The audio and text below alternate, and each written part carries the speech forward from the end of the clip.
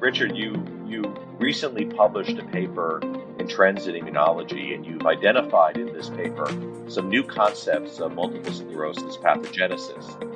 Can you elaborate on some of these new concepts? If you don't know the enemy, you're in big trouble.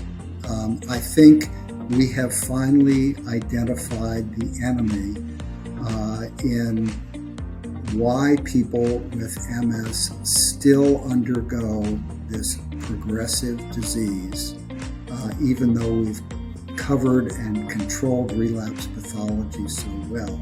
We talk about progression independent of relapse activity, or PIRA.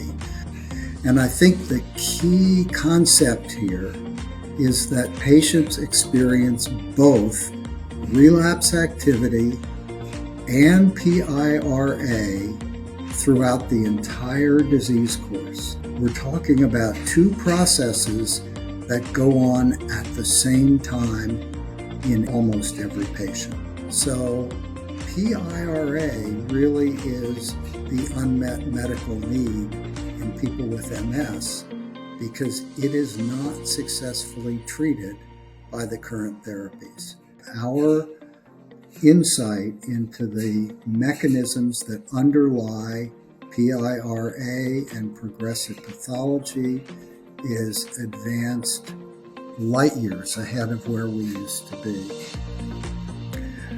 What pathology has told us, again, looking under the microscope, is that the meningeal inflammatory aggregates are causing these chronic lesions in the white matter and the damage to the cortex.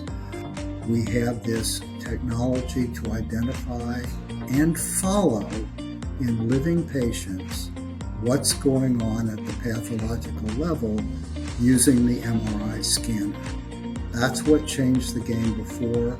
I think that's what's going to change the game again. And what gives you optimism about Abata's approach? It's that we have not only got new ideas, we have new tools.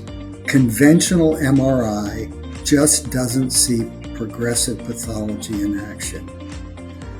The PRL technology is incredibly game-changing for clinical development in patients because for the first time we can see, in quotes, the underlying pathology in a living patient. Because what we're trying to do with our therapy is disperse and disable these meningeal inflammatory aggregates